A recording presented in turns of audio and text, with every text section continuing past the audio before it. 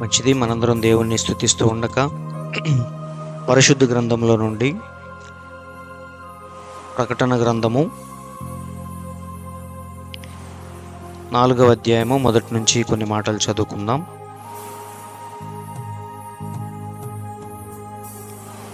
మనం ఎప్పుడు చదువుకునే లేఖన భాగం ప్రకటన గ్రంథము 4వ అధ్యాయము మొదటి నుంచి. ఈ సంగతులు జరిగిన తరువాత నేను చూడగా, అదిగో పరలోకమందు ఒక తలుపు తెరవబడి ఉండెను. మరియు నేను మొదట వినిన స్వరము ఊరధ్వని వలె నాతో మాటలాడగా వింటిని. ఆ మాటలాడిన వాడు, ఇక్కడికి ఎక్కి రమ్ము, ఇక మీదట జరగవలసిన వాటిని నీకు కనపరచెదను అనెను.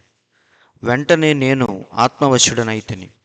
అదిగో పరలోకమందు ఒక సింహాసనము వేయబడి ఉండెను. సింహాసనమునందు ఒకడు ఆసీనుడై ఉండెను.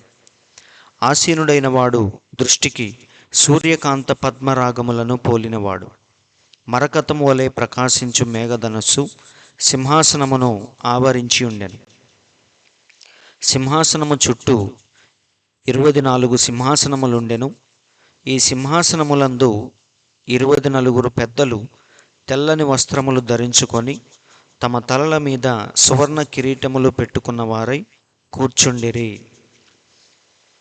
ఆ సింహాసనములో నుండి మెరుపులను, ధ్వనులను, ఉరుములను బయలుదేరుచున్నవి. మరియు ఆ సింహాసనము ఎదుట 7 దీపములు ప్రజ్వలించుచున్నవి. అవి దేవుని 7 ఆత్మలు. చాలని చిన్న ప్రార్థన.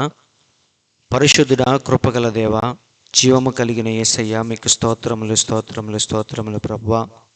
ఉదయకాల సమయంలో తండ్రి మమ్మల్ని ప్రేమించి దేవా మీ మాటలు వినే ధన్యతను మాకు అనుగ్రహించినందుకు స్తోత్రములు ప్రభువా.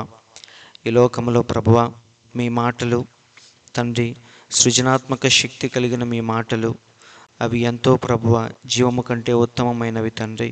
కాబట్టి ఆ మాటలు వింటూ ప్రభువా మా జీవితాలను సరిచేసుకుంటూ మేము ఎక్కడ తప్పిపోతున్నామో తెలుసుకుంటూ దినదినము తండ్రి వాక్యము ద్వారా మీకు దగ్గరగా ప్రభువా మా జీవితాలు ఉన్నాయా లేవా అని సరిచూసుకునే కృపను మాకు దయచేయండి తండ్రి. మీ మాటలు వింటూ ప్రభువా అవి నేరుగా మా హృదయంలో పడి 30దంతులుగా 60దంతులుగా 100అంతులుగా ఫలించాలని మేము కోరుకుంటుండగా తప్పకుండా మాకు సహాయం చేయమని, వినే ప్రతి మాటను ప్రభువా అర్థం చేసుకునే శక్తిని, గ్రహింపగలిగే శక్తిని మాకు దయచేయమని తండ్రి. కొద్ది నిమిషాలు ప్రభువా మా అందరితో మీరే ముచ్చటించి మాతో సహవాసము చేసి తండ్రి వాక్యము ద్వారా మమ్మల్ని తృప్తిపరచమని, మేము చూడలేని గ్రహించలేని విషయాలను ప్రభువా ప్రవక్త ద్వారా మాకు తెలియచేసినందుకు స్తోత్రములు తండ్రి. వాటిని మరొకసారి ధ్యానిస్తూ ఉండగా మీ ఆత్మ సహాయము మాకు దయచేయమని, వినే ప్రతి ఒక్కరిని ప్రభువా మీరు దర్శించి వారితో మీరు సూటిగా తేటగా మాట్లాడి వారి జీవితాలను వాక్యము ద్వారా వెలిగించమని, మా అందరితో కొద్ది నిమిషాలు మీరు సంచరించమని మా ప్రభువైన యేసుక్రీస్తువను శ్రేష్టమైన మీ నామములో ప్రార్థించి అడుగుచున్నాము తండ్రి. ఆమెన్. మంచిది. దేవుని పరిశుద్ధ నామానికి స్తోత్రములు. మరి వినే ప్రతి ఒక్కరికి నా హృదయపూర్వక వందనాలు తెలియచేస్తున్నాను. మరి చదవబడిన వాక్యాన్ని ఉద్దేశించి మన కాలపు ప్రవక్త బోధించిన ప్రకటన గ్రంథములోని మరొక భాగం 35వ భాగం. అదేంటంటే 4వ అధ్యాయములోని 3వ భాగం కింద మనం మాట్లాడుకుందాం. మరి ఆల్రెడీ 2 వారాల నుంచి ఈ ప్రకటన గ్రంథములోని 4వ అధ్యాయం గురించి మనం ధ్యానిస్తూ ఉన్నాం. మరి 4వ అధ్యాయంలో యోహాను, పద్మాసు దీపంలో ఉన్న యోహాను పరలోకానికి ఆరోహణమై వెళ్ళాడని, అక్కడ మరి అద్భుతమైన సన్నివేశాన్ని చూశాడని, ఆ దృశ్యం కళ్ళకు కట్టినట్టుగా మరి ఆయన రాస్తూ ఉన్నాడు. మరి మొదటిగా ఆయన చూసింది ఏంటంటే ఆ గొప్ప సింహాసనాన్ని పరలోకంలో చూశాడు. అది ఏంటా సింహాసనం అని పోయిన వారం ఆల్రెడీ మాట్లాడుకున్నాం. అది తీర్పు సింహాసనం అని మనకు చూపిస్తుంది. అంటే కృప అనే దశ నుంచి మన దేవుడు ఇప్పుడు తీర్పు తీర్చే న్యాయాధిపతిగా మారిపోయాడు ఆయన. కాబట్టి ఆ సింహాసనంలో నుండి ఉరుములు, ధ్వనులు, శబ్దములు వినపడుతూ ఉన్నాయి. కాబట్టి అది తీర్పు సింహాసనం. ఇక ఎంత మాత్రం కూడా అది కృపా సింహాసనముగా లేదు ఇప్పుడు. అలాగే మరి ఆసీనుడైన వాడు దృష్టికి సూర్యకాంత పద్మరాగములను పోలినవాడని పోయిన వారం చూసాం. ఈ సూర్యకాంతము, పద్మరాగం అనగా అవి చాలా పవిత్రమైన రత్నములు, ముత్యములని పోయిన వారం ఆల్రెడీ చెప్పాను. ఇవి రాళ్ళు. ఈ రాళ్ళు, ఈ రత్నములు మరి 12 గోత్రకర్తలకి సాదృశ్యముగా ఉన్నాయని వాటి పేర్లు కూడా మనం చూసాం. ఆ 12టిని మరి 3 చొప్పున 4 వరుసల్లో ప్రధాన యాజకుడు ధరించే ఏఫోదు మీద ఛాతి దగ్గర ఈ రాళ్లను అమర్చి ఉంచుతారని కూడా పోయిన వారం నేను చెప్పాను. అయితే ఈ సూర్యకాంతము, పద్మరాగము అనే వాటికి అర్థం ఏంటో కూడా నేను చెప్పాను. సూర్యకాంతము అనగా మొదటి రాయి, అంటే మొదటి వాడికి, మొదటి గోత్రకర్తకి సాదృశ్యముగా ఉంది. పద్మరాగము అనగా ఆ రాయి కడపటి వాడికి, బెన్యామీనికి సాదృశ్యముగా ఉందని, కాబట్టి స్టార్టింగ్ పాయింట్ అలాగే ఎండింగ్ పాయింట్ మన దేవుడే అని చూపించేదే ఈ సూర్యకాంత పద్మరాగములను పోలిన మన దేవుడు. సో ఆయన ఆది ఆయనే, అంతము ఆయనే, అల్ఫా ఆయనే, ఓమేగా ఆయనే. కాబట్టి మన దేవుడు స్టార్టింగ్ పాయింట్ నుంచి ఎండింగ్ పాయింట్ వరకు చెప్పాలంటే మరి శాశ్వత కాలము నుండి శాశ్వత కాలము వరకు ఉండేవాడు మన దేవుడు. సో వాటిని చూపించేదే ఈ యొక్క సూర్యకాంత పద్మరాగములను పోలిన ఈ సన్నివేశం. ఇదంతా పోయిన వారం మనం చూసాం. ఇప్పుడు ప్రకటన 4:3లోకి మనం వెళ్దాం. ఆసీనుడైన వాడు దృష్టికి సూర్యకాంత పద్మరాగములను పోలినవాడు, ఇది మనం చూసాం. మరకతము వలె ప్రకాశించు మేఘధనుస్సు సింహాసనమును ఆవరించి ఉండెను. ఇక్కడ యోహాను మరొక ప్రత్యేకమైన విషయాన్ని చెప్తున్నాడు. ఏంటదంటే మేఘధనుస్సు, రెయిన్బో గురించి చెప్తున్నాడు. మరి ఇదొక కొత్త లక్షణం అన్నమాట. మన దేవుణ్ణి పరలోకములో ఆయన సింహాసనం మీద కూర్చొని ఉన్నప్పుడు పాత నిబంధనలో చాలామంది చూశారు. ఉదాహరణ యెషయా కూడా ఒకసారి చూశాడు. రాజైన ఉజ్జియా మృతి నొందిన సంవత్సరంలో అత్యున్నతమైన సింహాసనం మీద ప్రభువు ఆసీనుడై ఉన్నప్పుడు యెషయా చూశాడు. చూసినప్పుడు ఆ దృశ్యాన్ని మరి వర్ణించలేకపోయాడు ఆయన. మరి ఎంతో అద్భుతంగా ఉందని చెప్పాడు. అయ్యో, నేను అపవిత్రమైన పెదవులు కలవాడను అని గట్టిగా అరిచాడు ఆయన ఆ సన్నివేశాన్ని చూసినప్పుడు. అంటే ఎంతో భయంకరమైన సన్నివేశాన్ని ఆయన వివరించాడు. కానీ ఈ వర్షపు ధనుస్సు గురించి, మేఘ ధనుస్సు గురించి ఆయన చెప్పలేదు. అలాగే ఇదే దృశ్యాన్ని దానియేలు కూడా చూశాడు. మహావృత్తుడు ఒకడు కూర్చొని ఉండటం, గ్రంథములన్నీ విప్పబట్టడం, ఇదంతా చూశాడు దానియేలు. కానీ ఆయన కూడా ఈ మేఘ ధనుస్సు గురించి ఎక్కడా చెప్పలేదు, ప్రస్తావించలేదు. అలాగే మనం చూస్తే కొత్త నిబంధనలో అపోస్తులుడైన పౌలు కూడా మరి 3వ ఆకాశానికి కొనిపోబడ్డాడు.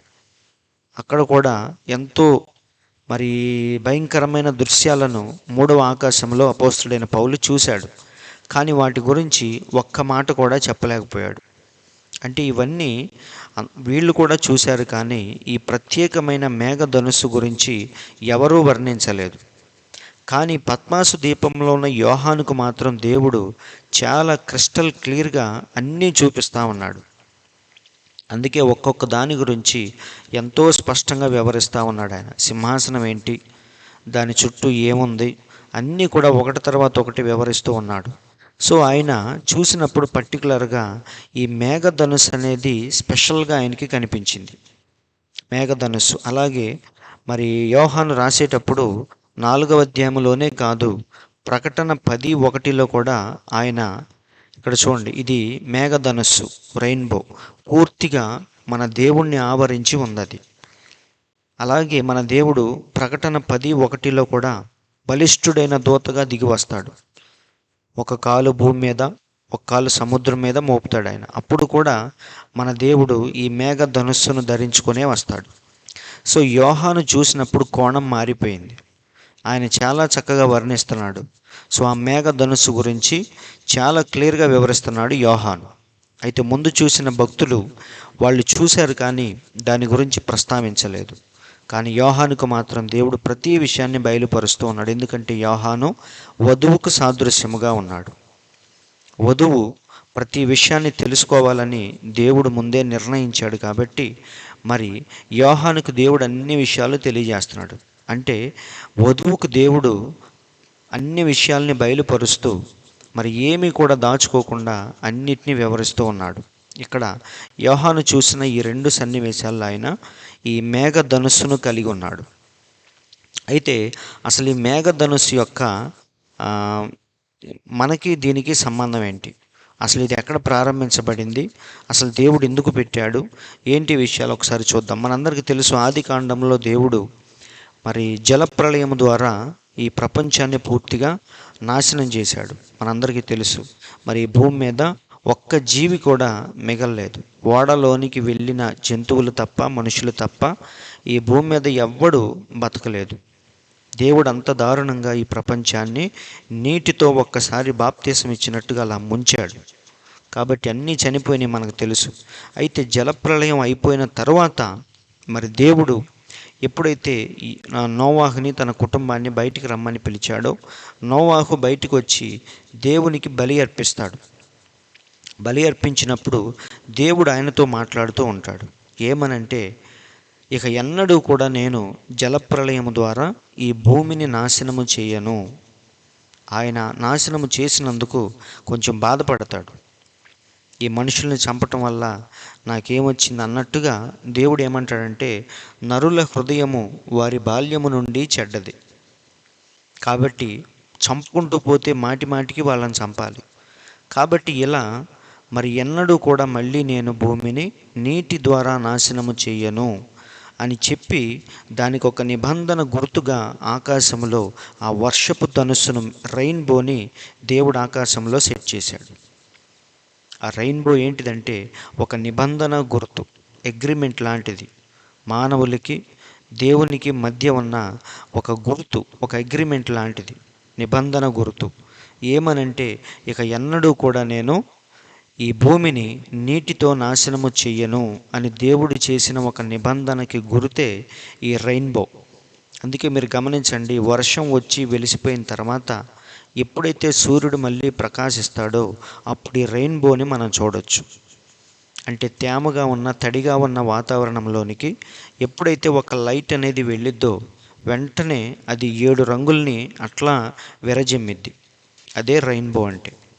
కాబట్టి దేవుడే ఏం చేశాడంటే ఆ నిబంధన గుర్తుగా ఆ వర్షపు ధనుస్సును మేఘములో అలా ఉంచాడు. కావాలంటే ఒకసారి బైబిల్లో నుంచి మనం చూద్దాం. ఆది కాండము 9వ అధ్యాయము 11. నేను మీతో నా నిబంధన స్థిరపరచుదును, సమస్త శరీరులు ప్రవాహ జలముల వలన ఇకను లయపరచబడరు. భూమిని నాశనము చేయుటకు ఇకను జల ప్రవాహము కలుగదని పలికెను. మరియు దేవుడు నాకును నీకును మీతో కూడనున్న సమస్త జీవరాశులకును మధ్య నేను తరతరములకు ఏర్పరచుచున్న నిబంధనకు గుర్తు ఇదే. మేఘములో నా ధనుస్సును ఉంచి తిని, అది నాకును భూమికిని మధ్య నిబంధనకు గుర్తుగా ఉండును. భూమిపైకి నేను మేఘమును రప్పించున్నప్పుడు ఆ ధనుస్సు మేఘములో కనబడును. అప్పుడు నాకును మీకును సమస్త జీవరాశులకును మధ్య ఉన్న నా నిబంధనను జ్ఞాపకము చేసుకొందును గనుక సమస్త శరీరులను నాశనము చేయుటకు అలాగూ ప్రవాహముగా నీళ్లు రావు. ఆ ధనుస్సు మేఘములో ఉండును. నేను దాన్ని చూచి దేవునికిని భూమి మీదనున్న సమస్త శరీరుల్లో ప్రాణము గల ప్రతిదానికిని మధ్యనున్న నిత్య నిబంధనను జ్ఞాపకము చేసుకొందుననెను. మరియు దేవుడు నాకును భూమి మీద ఉన్న సమస్త శరీరులకును మధ్య నేను స్థిరపరిచిన నిబంధనకు గుర్తు ఇదే అని నోవాహుతో చెప్పాను. కాబట్టి మరి నోవాహుతో దేవుడి మాటలన్నీ చెప్పిన తర్వాత ఆయన చేసిన నిబంధనకి గుర్తుగా ఆ వర్షపు ధనుస్సును ఈ భూమి మీద ఉంచాడు. కాబట్టి మళ్ళీ ఆ ధనుస్సును మరి యోహాను పరలోకంలో చూశాడు. ఎలా చూశాడంటే మరి కంప్లీట్గా ఆయన్ని ఆవరించి ఉండటం చూశాడు. అవునా? అయితే చూడండి, మరి ఈ భూమి మీద అసలు ఈ రెయిన్బోకి మనకి సంబంధం ఏంటి? ఎందుకు దీని గురించి మనం మాట్లాడుకోవాలి అంటే, మరి ప్రవక్త అంటున్నాడు, ఈ రెయిన్బోని అంటే నిబంధన గుర్తును మన దేవుడు కలిగి ఉన్నట్టుగా యోహాను చూస్తున్నాడు. అంటే మన దేవుడు చేసిన ఏ నిబంధన అయినా సరే, ఏ మాటనైనా సరే నిలబెట్టుకునే దేవుడు ఆయన. ప్రతిదాన్ని నిలబెట్టుకుంటాడు. ఒకసారి మరి వేగుల వారు రాహాబు వేసికి ఏమిస్తారంటే ఎర్రని దారం ఇస్తారు. ఆ ఎర్రని దారం ఏంటంటే నిబంధన గుర్తు. మేము నిన్ను చంపమని చూపించేదే ఆ ఎర్రని దారం. ఆ దారాన్ని మీ ఇంటి కిటికీకి కట్టి ఉంచు, దాన్ని చూసినప్పుడు మేము ఆ ఇంటిలో ఉన్న ప్రతి ఒక్కరిని రక్షిస్తామని వేగుల వారు ఆమెకు ప్రామిస్ చేసి వెళతారు. వాళ్ళు చేసిన ప్రామిస్కి గుర్తే ఆ ఎర్రని దారం. సో దేవుడు కానీ, దేవుని పిల్లలు కానీ వాళ్ళు చేసిన నిబంధనను జ్ఞాపకం చేసుకొని దాన్ని నిలబెట్టుకునే దేవుడు మన దేవుడు. కాబట్టి ఆ నిబంధన గుర్తును పరలోకంలో సంపూర్తిగా కలిగి ఉండటం యోహాను చూస్తున్నాడు. అవునా? అయితే దాని గురించి మనం ఎందుకు మాట్లాడుకోవాలి అంటే, ఇక్కడ చూడండి, మరి ఆకాశంలో ఉన్న ఈ యొక్క వర్షపు ధనుస్సులో మనకు కనిపించేది ఏంటంటే, ఆ రంగులు మొత్తం ఎన్ని రంగులు అంటే 7 రంగులు మనకు కనిపిస్తాయి. నిజమండి. ఏదైనా సరే ఒక వైట్ తడిగా ఉన్న వాతావరణంలోనికి ఒక తెల్లని వెలుగు, సూర్యుని యొక్క వెలుగు ఎప్పుడైతే తాకిద్దో అప్పుడు వెంటనే ఆ తేమగా ఉన్న ఆ వాతావరణంలో 7 రంగులు అలా వస్తాయి. అయితే ఆ 7 రంగులు 7 విడివిడిగా వచ్చిన రంగులు కాదు, కానీ ఒకే వెలుగులో నుంచి వచ్చినవే ఆ 7 రంగులు కూడా. ఆ తెల్లని సూర్యకిరణం ఏదైతే ఉందో అందులో నుంచి పుట్టుకొచ్చినయే ఈ 7 రంగులు. మరి కింద నుంచి మనం చూసుకుంటూ వెళితే మొదటిగా మనకు కనిపించేది ఏంటంటే ఎరుపు రంగు. కింద నుంచి ఇలా మనం పైకి చూస్తే ఫస్ట్ రంగు ఏదంటే ఎరుపు రంగు. ఎరుపు రంగులో నుంచి వచ్చిందే మరొక కాషాయం రంగు. ఒకసారి చూద్దాం. కింద నుంచి మనం చూసుకుంటూ వెళితే ఫస్ట్ది ఎరుపు రంగు. ఆ ఎరుపు రంగు యొక్క కొనసాగింపు కాషాయం రంగు, ఆరెంజ్. ఆ కాషాయం రంగులో నుంచి వచ్చిందే పసుపు రంగు. పసుపులో నుంచి వచ్చిందే పచ్చ రంగు. పచ్చ రంగులో నుంచి వచ్చిందే బ్లూ కలర్. బ్లూ అంటే మనం బట్టలకి వేస్తాం కదా, అలాంటి బ్లూ అన్నమాట. సో ఆ బ్లూ కలర్ అది 5వది. తర్వాత అందులో నుంచి వచ్చిందే నీలం రంగు, ఇండిగో. అందులో నుంచి వచ్చిందే చివరిది వైలెట్ కలర్, అంటే వంగ పువ్వు రంగు. సో ఇవన్నీ కూడా 7 రంగులు ఒక వెలుగులో నుంచి, సూర్యుని యొక్క ఆ తెల్లని వెలుగులో నుంచి వచ్చినవే ఈ 7 రంగులు కూడా. అంతేగాని సపరేట్గా అవి 7 రంగులు కాదు. ఒక దాంట్లో నుంచి ఆ యొక్క కొనసాగింపే ఆ 7 రంగులుగా విభజించబడింది ఆ ఒక వెలుగు. కాబట్టి దేవుడు అన్నిటినీ కూడా 7 ఆయన చాలా విషయాలు 7లో సంపూర్ణం చేసుకుంటూ వచ్చాడు. మనం చూస్తే ఆదికాండంలో 6 రోజులు దేవుడు ఈ సృష్టిని కలుగజేసి 7వ రోజున విశ్రమించాడు. అందుకే 7వ రోజున దేవుడు పవిత్రపరిచి దాన్ని 10 ఆజ్ఞల్లో ఒక ఆజ్ఞగా ఇచ్చాడు. విశ్రాంతి దినాన్ని మీరు పాటించాలి అని. కాబట్టి 7వ రోజున ఆయన విశ్రమించాడు. అది స్పెషల్ డే అన్నమాట. 7 అనేది దేవునికి చాలా స్పెషల్. 7 అనేది 3, 7 అలాగే 12 ఇవన్నీ కూడా దేవుని యొక్క సంఖ్యలు. సో 3 అనగా పరిపూర్ణతకి సాదృశ్యం, 7 అనగా సంపూర్ణతకి సాదృశ్యం. సో 7వ రోజున మన దేవుడు విశ్రమించాడు. అంతేకాదండి, 7వ రోజు ఒకసారి మరి మోషే కూడా 6 రోజులు అక్కడే ఉండి 7వ రోజున ఆ మేఘంలోనికి కొనిపోబడతాడు. దేవుని దగ్గరికి మేఘంలోనికి 7వ రోజున ప్రవేశిస్తాడు. 6 రోజులు అక్కడే ఉండి. సో 7 అనేది దేవునికి చాలా స్పెషల్ అన్నమాట. మనం ఏం చేస్తాం, 7 అనేది అదొక ఏడుస్తా పోయిద్దేమో అని, అదొక అశుభానికి సూచనగా మనం అనుకుంటాం. కానీ దేవునికి మాత్రం మనుషులు ఏదైతే ఇది పనికిరాదని పక్కన పడేస్తారో దేవుడు దాని ద్వారానే ఎన్నో అద్భుతాలు చేస్తాడు. కాబట్టి 7 అనేది దేవుని యొక్క సంఖ్య. అది 7వ రోజున మోషే ఆ మేఘంలో ప్రవేశించాడు. అంతేకాదండి, దేవుడు యెరికో కోట గోడలు కూల్చేటప్పుడు కూడా 6 రోజులు మీరు దాని చుట్టూ తిరిగేసి రండి, 7వ రోజున మాత్రం యాజకులు బూరలు ఊదేటప్పుడు మందసాన్ని తీసుకొని వెళ్ళేటప్పుడు మీరు 7 సార్లు దాని చుట్టూ తిరగండి, అప్పుడు ఆ గోడలు వాటంతట అవే కూలిపోతాయి అని మన దేవుడు చెప్తాడు. సో ఇదంతా జరిగింది ఎప్పుడంటే 7వ రోజు. 6 రోజులు మామూలుగా తిరిగారు వాళ్ళు, కానీ 7వ రోజు మాత్రం ఎప్పుడైతే గట్టిగా గోల చేసుకుంటూ దాని చుట్టూ 7 సార్లు ప్రదక్షిణాలు చేశారో అప్పుడు ఆ యెరికో కోట గోడలు అలా కూలిపోయినాయి. సో 7 అనేది చాలా బలమైన, దేవునికి అదొక స్పెషల్ సంపూర్ణమైన రోజు అది 7 అనేది. అలాగే మరి శిష్యులను కూడా ఒకసారి యేసయ్య భూమి మీద ఉన్నప్పుడు 6 రోజుల తర్వాత, 6 రోజులు గడిచిన తర్వాత 7వ రోజున ఆయన రూపాంతరపు కొండ మీదకి తీసుకెళ్ళి వారి ఎదుట రూపాంతరం చెందుతాడు ఆయన. అవునా, మనందరికీ తెలుసు ఆయన ముఖము సూర్యుని వలె ప్రకాశించింది. అది చూడలేక వాళ్ళందరూ మూర్చొచ్చి కింద పడిపోతారు. సో దేవుని యొక్క రాజ్యాన్ని శాంపిల్ చూపిస్తాడు దేవుడు. ఇది ఎప్పుడంటే 7వ రోజున, 6 రోజులు గడిచిన తర్వాత. అలాగే బైబిల్ అంతా మనం చూసుకుంటూ వస్తే 7 అనేది చాలా స్పెషల్గా రిఫ్లెక్ట్ అవుతూ ఉంటుంది దేవుడు చేసే ప్రతి పనిలోనూ. అలాగే లాస్ట్లో ప్రకటన గ్రంథంలో కూడా మనం చూస్తే మన దేవుడి చేతిలో ఏమని అంటే 7 నక్షత్రాలు ఉన్నాయి. 7 నక్షత్రాలు తన కుడి చేత పట్టుకొని 7 దీప స్తంభముల మధ్య సంచరిస్తూ యోహానుకు కనిపించాడు. సో 7 అనేది దేవునికి స్పెషల్ అన్నమాట. ఈ 7 నక్షత్రాలు దేనికి సాదృశ్యం అంటే 7 సంఘాలకు దేవుడు పంపించే 7 దూతలు. ఈ 7 దీపస్తంభాలు ఏంటంటే 7 సంఘములకు సాదృశ్యమని ప్రకటన గ్రంథంలో చక్కగా రాయబడింది. సో ఇవన్నీ దేన్ని చూపిస్తున్నాయంటే ఫైనల్గా మరి 7 కాలాల్లో ఉన్న తన వధువును చూపించేవే ఇవన్నీ కూడా. సో ఫైనల్గా 7 సంఘ కాలాల్లో ఉన్న తన వధువును దేవుడు ఎలా విమోచించాడు, ఎలా పరిపూర్ణముగా తన స్వారూప్యంలోనికి మార్చుకున్నాడు, ఎలా వారిని రక్షించాడు, ఇవన్నీ చూపించేవే దేవుని చేతిలో ఉన్న ఆ 7 నక్షత్రాలు కానీ, ఆయన తిరుగుతున్న 7 దీపస్తంభాలు కానీ, ఇదంతా కూడా దేనికంటే ఈ 7 కాలాల్లో ఉన్న మనకే సాదృశ్యముగా ఉన్నాయి. అవునా, అయితే మీరు గమనించండి, ఈ యొక్క వర్షపు ధనుస్సు అనేది 7 రంగులు కలిగిన ఈ వర్షపు ధనుస్సు ఇది భూమి మీద మనకి సగమే కనిపిస్తూ ఉంటుంది. ఎప్పుడైనా సరే సర్కిల్లో హాఫ్ సర్కిలే మనకు కనిపించింది, దాని యొక్క మరొక ఎండింగ్ అనేది మనకు కనపడదు, మరొక భాగం మనకు కనిపించదు ఎక్కువగా. అయితే కొన్నిసార్లు మరి ఇలా పూర్తి సర్కిల్ అనేది మరి ఇది విమానంలో నుంచి భూమి మీద తీసిన ఫోటో ఇది.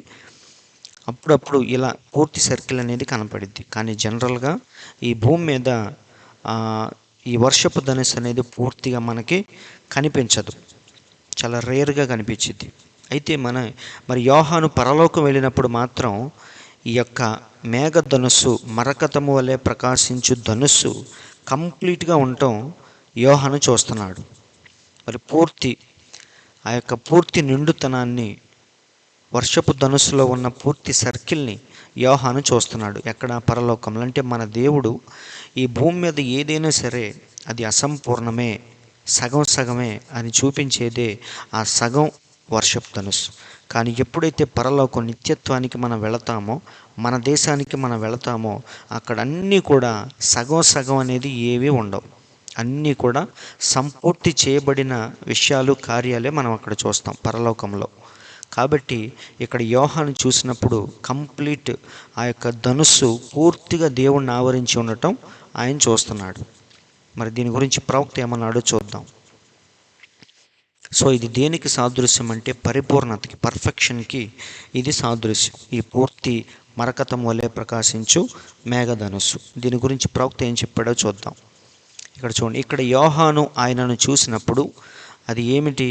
విమోచన దినము గతించిపోయినది, అంతా గతించిపోయినది, కావున ఆయన తన అసలైన స్థితిలో కనిపించాడు.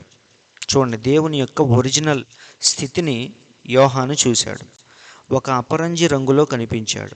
కేవలం సగం ప్రపంచము కాదు, ఈ భూమి మీద చూడండి, సూర్యుడు ఒకే సమయంలో ప్రపంచంలో సగభాగమునకు మాత్రమే వెలుగు ఇవ్వగలడు.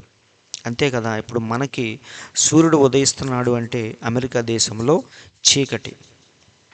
కాబట్టి ఈ భూమి మీద ఒకవైపే సూర్యుడు ప్రకాశించగలడు, అన్ని వైపులా ప్రకాశించలేడు. అలాగే ఈ వర్షపు ధనుసు కూడా సగమే మనకు కనిపించింది. కానీ మన దేవునిలో మాత్రం సగం సగం అనేది ఏదీ లేదు. అవునా? అన్నీ కూడా ఆయనలో సంపూర్తి చేయబడి అని చూపించేదే ఈ కంప్లీట్ రెయిన్బో అన్నమాట. అదే చెప్తున్నాడు ప్రవక్త. సగభాగమునకు మాత్రమే వెలుగు ఇవ్వగలడు. గమనించారా? అది అలాగూ వెళుతుంది. కానీ యోహాను ఆయనను చూసినప్పుడు దృష్టికి సూర్యకాంత పద్మరాగములను పోలి ఆయన అక్కడ ఆసీనుడై ఉన్నాడు. అపరంజి రంగులు, రెండు రంగులను కలిపినట్లయితే నీవు అపరంజి రంగును పొందగలవు. మరియు అపరంజి రంగు సింహాసనము చుట్టూ ఉన్నది. కాబట్టి మన దేవుడు కంప్లీట్నెస్ అంటే ఆ యొక్క సంపూర్ణతను ఆయన చూపిస్తూ ఉన్నాడు. ఈ భూమి మీద ఏదైనా సరే అసంపూర్ణతే. నిజమండి. మన యొక్క స్వస్థత కానీ మనకి సగమే. ఈరోజు స్వస్థత వచ్చిద్ది, కానీ రేపు మళ్ళీ రోగం వచ్చిద్ది. ఈరోజు ప్రార్థన చేసుకుంటే రోగం తగ్గిద్ది, రేపు మళ్ళీ వచ్చిద్ది. అంటే ఏంటి? అసంపూర్ణత. ఈ భూమి మీద ఏది కూడా సంపూర్ణమైన ఆనందం ఎందులోనూ లేదు. ఏదైనా సరే అసంపూర్ణమే. దేవుడు లేని జీవితాలు, దేవుడు లేని ప్రపంచం ఏదైనా సరే అది అసంపూర్ణమే. సో పరిశుద్ధాత్మ, మనం పొందిన పరిశుద్ధాత్మ కూడా ఈ భూమి మీద అసంపూర్ణమే. అంటే 10% మాత్రమే. ఆ యొక్క అడ్వాన్స్గా దేవుడు 10% చిన్న భయానలాగా పరిశుద్ధాత్మను మనకు సంచకరువుగా అనుగ్రహించాడు. కానీ అందులో ఉన్న పూర్తి ఆనందాన్ని మనం ఎప్పుడు పొందుతామంటే మనం చనిపోయి మన దేశానికి నిత్యత్వానికి వెళ్ళిన తర్వాత అక్కడ మనం కంప్లీట్నెస్ అనేది చూస్తాం. అంటే దేవుడు దయచేసిన పరిశుద్ధాత్మ ఆనందాన్ని పూర్తిగా మనం అక్కడికి వెళ్ళినాక అనుభవించగలం. కానీ ఇక్కడ ఏంటంటే దానికి సంబంధించిన కొంచెం మాత్రమే మనం ఏదైనా సరే చూడగలం. సో ఇదంతా ఏంటంటే అసంపూర్ణమైన ఆనందాలు, అసంపూర్ణమైన లోకం ఇది. ఎప్పుడు సంపూర్ణత అంటే మనం దేవుని దగ్గరికి వెళ్ళినప్పుడు మాత్రమే అన్నిటికీ సంపూర్ణత అనేది మనం అక్కడ చూస్తాం. అలాగే మా ప్రవక్త ఇంకొక మంచి ఎగ్జాంపుల్ కూడా చెప్తున్నాడు. వజ్రం గురించి మాట్లాడుతున్నాడు. వజ్రం అనేది మరి చాలా గట్టిది. అది దాన్ని కత్తిరించాలంటే మరి చాలా పెద్ద మెషిన్లో వజ్రాన్ని కట్ చేస్తారు, కోస్తారు. అలా కొయ్యబడిన వజ్రాన్ని ఎప్పుడైతే అలా మనం రొటేట్ చేస్తామో, తిప్పుతామో, గుండ్రంగా ఎప్పుడైతే మనం తిప్పుతామో ఆ వజ్రము కూడా విలువైన వజ్రం అండి. అంటే డూప్లికేట్ వజ్రాలు కాదు, చాలా విలువైన వజ్రం. ఎప్పుడైతే కొయ్యబడి దాన్ని ఎప్పుడైతే అలా మనం తిప్పుతామో ఖచ్చితంగా అందులో నుంచి కూడా ఈ 7 రంగులు అనేవి బయటకు వస్తాయి. ఆ వజ్రంలో ఉన్న వెలుగు ప్యూర్ వైట్ అన్నమాట, తెల్లని వెలుగు.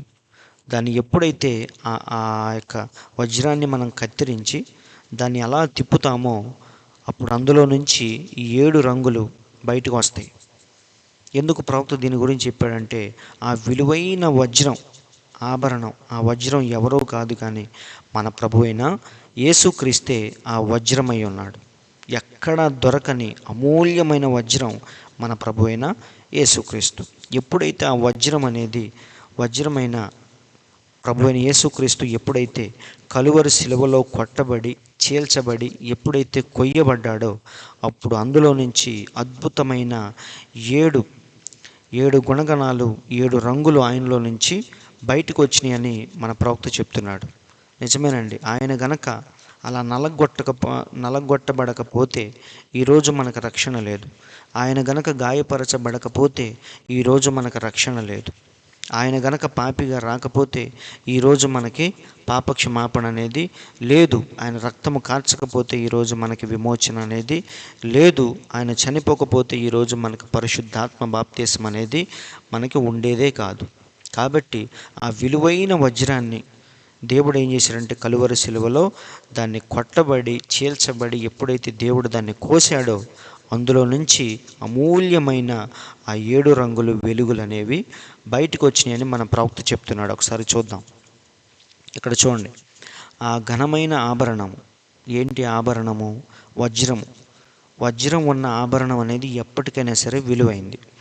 మామూలు చైన్ కంటే డైమండ్ చైన్ అనేది చాలా వాల్యుబుల్. ఆ డైమండ్ ఉన్న రింగ్ కానీ చైన్ కానీ కొనుక్కోవాలంటే చాలా మనం డబ్బులు చెల్లించాలి.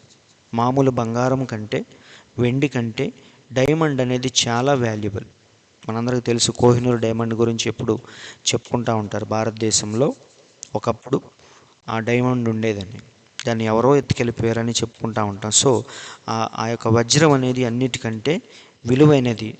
సో ప్రవక్త అదే అంటున్నాడు, ఆ ఘనమైన ఆభరణము ఏమిటది? అది పరిపూర్ణమైనది. దేవుడు దాన్ని పెద్ద బంపింగ్ యంత్రములలో వేసినప్పుడు దాని వయసు 33.5 సంవత్సరములు. ఆయన దాన్ని బయటకు తీసినప్పుడు మరియు దానికి రూపం ఇచ్చుట ప్రారంభమైనది. ఆయన దాన్ని కత్తిరించాడు, కలువరి శిలువలో దాన్ని కత్తిరించాడు. ఆయన దాన్ని నలగొట్టాడు, ఆయన దాన్ని గాయపరిచాడు. మన అతిక్రమముల చేత ఆయన గాయాల పాలయ్యాడు, మన పాపము కొరకు చితకగొట్టబడ్డాడు. మన సమాధానము కొరకు ఆయన నిందించబడ్డాడు, శిక్షించబడ్డాడు, మరియు ఆయన గాయపు గురుతుల చేత మనము స్వస్థపడ్డాము. కాబట్టి ఆ వజ్రాన్ని ఎప్పుడైతే దేవుడు అలా నలగొట్టి చీల్చి పగలగొట్టాడో అప్పుడు అందులో నుంచి మనకు కావలసిన మంచి మంచి గుణలక్షణాలు అవన్నీ కూడా బయటకు వచ్చినాయి. సో ఆయన పొందిన గాయముల ద్వారా మనకు స్వస్థత లభించింది. ఇంకా ఏమన్నాడో చూద్దాం. మరియు ఆయనను దేవుడు ఇక్కడే చెక్కి ఉన్నాడు, మరియు మన అతిక్రమముల నిమిత్తమై గాయాల పాలైనాడు. ఎందుకనగా నేను ఒక పాపిని, తన 7 సంఘకాలముల గుండా ఆ వర్షధనుసు యొక్క వెలుగు నా పైన పడుటకు ఆయన వెలుగుకు అనుమతిని ఇచ్చాడు. నా అతిక్రమముల చేత ఆయన గాయాల పాలైనాడని నేను తెలుసుకొనుటకు ఆయన అలాగూ చేశాను. చూడండి, అదిగో నీ యొక్క 7 రంగుల వర్షధనుస్సు. మన పాపము కొరకు ఆయన నలుగగొట్టబడ్డాడు, మన సమాధానము కొరకు ఆయన నిందించబడ్డాడు, శిక్షించబడ్డాడు. ఆయన గాయపు గురుతుల చేత మనము స్వస్థత పొందుకున్నాము. ఆయన్ని దేవుడు కత్తిరించాడు, మరియు గాయపరచబడిన, మరియు నలగొట్టబడిన, మరియు కత్తిరించాడు. చూడండి, ఇవన్నీ మరి ఆయన గాయముల చేత ఆయన ప్రతిబింబిస్తున్నాడు. పాపమును క్షమించుట, సంతోషము, సమాధానము, దీర్ఘశాంతము, మంచితనము, దయాళత్వము. సో ఆయనలో ఉన్న ఈ యొక్క మంచి మంచి గుణలక్షణాలన్నీ కూడా మనకు ఆపాదించబడినాయి. ఎప్పుడు? ఆయన కలువరి శిలువలో నలగొట్టబడినప్పుడు ఆ వజ్రములో ఉన్న ఆ యొక్క 7 రంగులు బయటికి అలా ప్రతిబింబించినాయి. సో అవన్నీ కూడా మనకు ఆపాదించబడినాయి. కాబట్టి ప్రవక్త ఏమంటున్నాడంటే, ఆ విలువైన వజ్రాన్ని పొందటానికి ఈరోజు మనం ప్రయాసపడాలి అంటున్నాడు. డూప్లికేట్ బంగారం కోసం, పాడైపోయే డబ్బుల కోసం, పేరు ప్రఖ్యాతుల కోసం ఈ లోకంలో మనం విపరీతంగా కష్టపడతాం, పరిగెత్తుతూ ఉంటాం. ఫైనల్గా ఏం పొందుకున్నామంటే చచ్చేలోపు ఒక ఏదో చిన్న మరి పేరు ప్రఖ్యాతులు కానీ డబ్బులు కానీ మనం సంపాదించుకున్నామే తప్ప మరి విలువైన నిత్య జీవాన్ని మాత్రం మనం పోగొట్టుకుంటాం. కాబట్టి క్రీస్తును సంపాదించుకొని చనిపోవటమే అన్నిటికంటే ప్రాముఖ్యమైన విషయం. సో ప్రవక్త అంటున్నాడు, ఈరోజు అయితే మరి దేవుడు సంఘాల్లో లేడు. ఆయన ఎక్కడున్నాడు? ఆయన సంఘాలకు వెలుపల ఉండి తట్టుచూ ఉన్నాడు. నిజంగా ఆ వజ్రం ఎవరికైనా కావాలి అనుకుంటే, వజ్రముతో కూడిన ఆభరణం ఎవరికైనా కావాలి అనుకుంటే పరిగెత్తుకుంటూ ఆ వజ్రం దగ్గరికి వెళ్ళాలి. మనం అక్కడికి వెళ్ళాలి అంటే ముందు ఈ మతశాఖ సిద్ధాంతాల నుంచి మనం ముందు బయటపడాలి. లోపల ఉన్నంత వరకు మనం దేవుణ్ణి కలుసుకోలేము, లోపల ఉన్నంత వరకు ఆ వజ్రాన్ని మనం పొందుకోలేము. కాబట్టి ఆ గుంపులో నుంచి, మతశాఖల ఆర్గనైజేషన్ నుంచి మనం ముందు బయటికి రావాలి. అందుకే దేవుడు అన్నాడు, ఇదిగో నేను తలుపు నొద్ద నిలిచుండి తట్టుచున్నాను, ఎవడైనను నా స్వరము విని తలుపు తీసిన ఎడల నేను అతనితో, అతడు నాతో కలిసి భోజనము చేస్తామంటున్నాడు. సో ఆ వజ్రాన్ని, ఆభరణాన్ని పొందుకోవాలంటే ముందు నువ్వున్న ప్రపంచాన్ని విడిచిపెట్టాలి. ఆ మతశాఖల సిద్ధాంతాన్ని విడిచిపెట్టి పరిగెత్తుకుంటూ ఎక్కడికి రావాలంటే ఆ యొక్క అపోస్తుల బోధ దగ్గరికి మనం రావాలి. నిజమండి, ఈరోజు మనం ఉంటున్న ఈ ఆర్గనైజేషన్లో నుంచి, మతశాఖల్లో నుంచి, సిద్ధాంతాల్లో నుంచి ముందు మనం బయటపడి ఎక్కడికి రావాలంటే పరిగెత్తుకుంటూ అపోస్తుల బోధ వైపు మనం రావాలి. నిజమండి, ఎందుకంటే మతశాఖలన్నిటిలో క్రీస్తు విరోధి ఆత్మ ఈరోజు నడిపిస్తూ ఉంది. ప్రతి ఒక్కడి దగ్గర ఏ ఆత్మ ఉందంటే, ప్రతి సంఘంలో, ప్రతి పాస్టర్ దగ్గర క్రీస్తు విరోధి ఆత్మే నడిపిస్తూ ఉంది. అది పరిశుద్ధాత్మలాగే మనకు కనపడిద్ది. అక్కడ చేసే వర్షిప్ కానీ, అక్కడ చెప్పే వాక్యం కానీ, పాటలు కానీ, ఇవన్నీ కూడా ఆత్మీయముగా దేవుడు ఉన్నట్టుగానే మనకు అనిపిస్తూ ఉంటుంది. కానీ కాదండి, పౌలు చెప్పాడు క్లియర్గా, సాతాను తానే వెలుగుదూత వేషము ధరించుకున్నాడు కాబట్టి వారి పరిచారకులను పరీక్షించండి, ఏ ఆత్మ ఎలాంటిదో మీరు పసిగట్టండి అని చెప్తున్నాడు. కాబట్టి ఈరోజు ఈ మత శాఖలను విడిచిపెట్టి మనం అపోస్తుల బోధ వైపు పరిగెత్తుకుంటూ రావాలి. అక్కడున్న క్రీస్తు విరోధి ఆత్మను విడిచిపెట్టి నిజమైన పరిశుద్ధ ఆత్మ దగ్గరికి మనం రావాలి. ఎందుకంటే ఆ పరిశుద్ధాత్మే ప్రభువైన యేసుక్రీస్తు. ప్రభువైన యేసుక్రీస్తే ఆ విలువైన వజ్ర వైడూర్యం.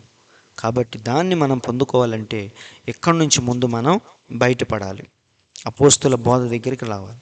అందుకే అపోస్తులు పౌలు ఏమంటున్నాడో చూద్దాం. గలతీయులకు రాసిన పత్రికలో పౌలు అంటున్నాడు, మేము మీకు ప్రకటించిన సువార్త కాక మరి యొక్క సువార్తను మేమైనను పరలోకము నుండి వచ్చిన ఒక దూతైనను మీకు ప్రకటించిన యెడల అతడు శాపగ్రస్తుడవునుగాక. చూడండి, పౌలు ఎంత క్లియర్గా చెప్తున్నాడు. మేము మీకు ప్రకటించిన సువార్త కాక అంటే అపోస్తుల బోధ కాకుండా మరి యొక్క సువార్త మేమైనా పరలోకము నుండి వచ్చిన ఒక దూతైనా మీకు ప్రకటించిన యెడల అతడు శాపగ్రస్తుడవునుగాక. కాబట్టి ఈరోజు ప్రతి ఒక్కడు ఆలోచించాల్సిన విషయం ఏంటంటే, మనం వెళుతున్న చర్చి లేదా మనం వెంబడించే పాస్టరు మనల్ని అపోస్తుల బోధ వైపు, పరిశుద్ధాత్మ వైపు, పెంతుకొస్తు అనుభవం వైపు నడిపిస్తున్నాడా లేదా అని ప్రతి ఒక్కడు ప్రశ్నించుకోవాలి. ఏదో ఒక చర్చిలే, ఏదో ఒక ప్రార్థనలే అని వెళ్ళిపోవటం కాదు. మనం ఖచ్చితంగా పరిశీలించి అప్పుడు మనం ఆ కాపరిని వెంబడించాలి. కాబట్టి ఈరోజు దేవుడు ఏ ఆర్గనైజేషన్లోనూ లేడు. ఆయన సంఘాలకు వెలుపల ఉన్నాడు చివరి సంఘ కాలంలో. కాబట్టి ఆయన్ని మనం పొందుకోవాలంటే నువ్వున్న ఆ పందుల గుంపులో నుంచి బయటపడాలి, ఆ మతశాఖ సిద్ధాంతాల నుంచి బయటపడాలి. మరి ఎక్కడికి రావాలంటే ఆది అపోస్తులు ఏ పునాది మీద కట్టబడ్డారో అక్కడికి రావాలి మనం. అదే పౌలు ఇక్కడ అంటున్నాడు. సో ఈ కాలపు ప్రవక్త, చివరి కాలపు ఏలియా విలియం మ్యారియన్ బ్రనహాం, ఈరోజు మనం వెంబడిస్తున్న 7వ దూత, చివరి కాలపు ఏలియా చేసిన పని ఏంటంటే ఆయన కొత్త బోధనలు చెప్పలేదు. చాలామంది ఏమంటారంటే ఆయన కొత్త కొత్త మాటలు చెప్తాడు, కొత్త కొత్త బాప్తిసాలు, కొత్త కొత్త సిద్ధాంతాలు, మర్మాలు ఏంటేంటో చెప్తాడని చాలామంది అనుకుంటారు. అవన్నీ ప్రత్యక్షత లేని మాటలు, మరి చెప్పాలంటే బుర్ర తక్కువ మాటలు. కాబట్టి మన ప్రవక్త చివరి కాలపు ఏలియా వచ్చి మలాకి గ్రంథం 4, 5, 6 ప్రకారముగా మరి చెడిపోయిన పిల్లలందరినీ అంటే మత శాఖలన్నిటినీ తిరిగి అపోస్తుల బోధ వైపు తిప్పాడు ఆయన. మలాకి 4:5 ఏమని రాయబడింది? యెహోవా నియమించిన భయంకరమైన మహాదినము రాకమునుపు నేను ప్రవక్త యగు ఏలియాను మీ వద్దకు పంపుదును.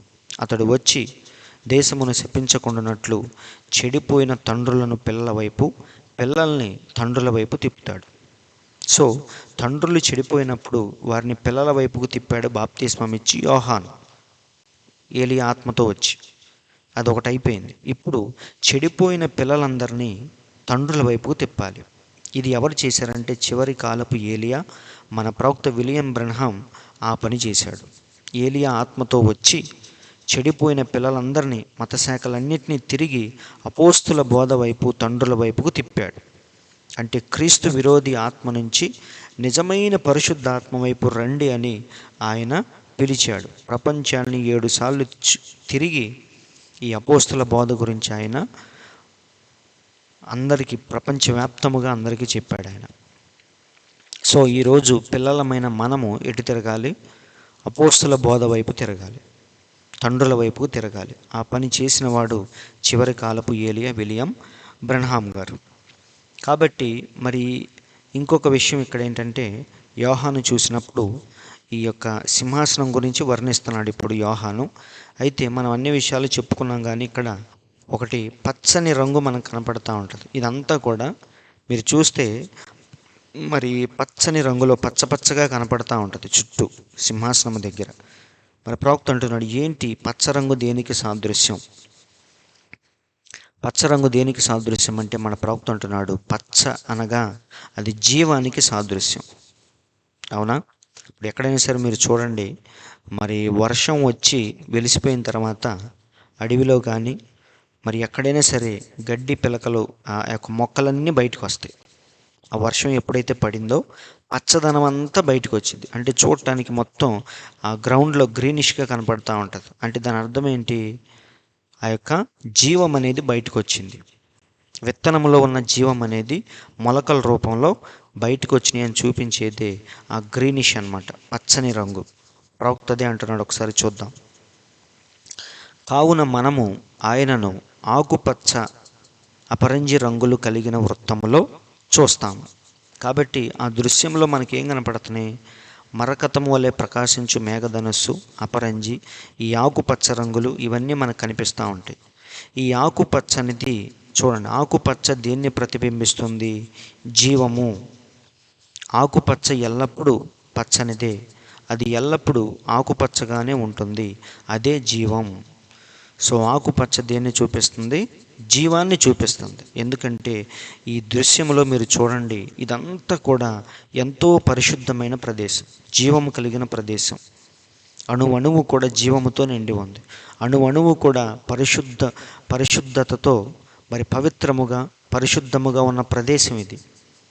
సో ప్రతి అణువు దేనితో ఉందంటే పచ్చ రంగులో జీవము కలిగి అలా ప్రకాశిస్తూ ఉంది మన దేవుడు ఉండే ప్రదేశం. కాబట్టి అదే జీవం. దాని అర్థం ఏమిటి? దేవుడు వాగ్దానము చేసి ఉన్నాడు, వెనుక ఆది కాండములో వాగ్దానము చేసి ఉన్నాడు.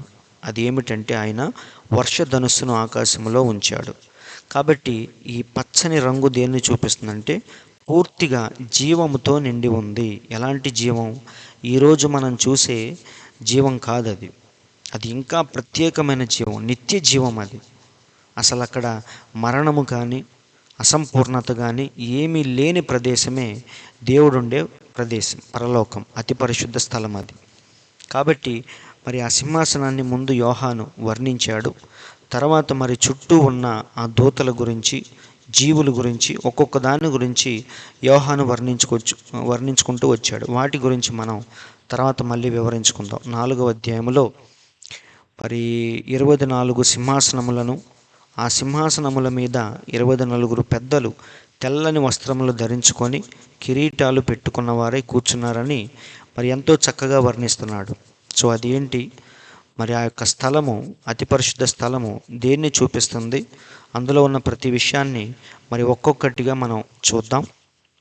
మరి ఈ వచనాన్ని దేవుని చిత్తమైతే వచ్చే వారం మనం కంటిన్యూ చేద్దాం.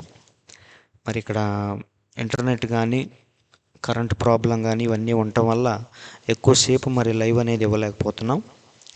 సో మరి దయచేసి గమనించండి. ఈ వచనాన్ని వచ్చే వారం మనం కంటిన్యూ చేద్దాం. దేవుడి మాటలు దీవించునుగాక. చిన్న ప్రార్థన చేసుకుందాం.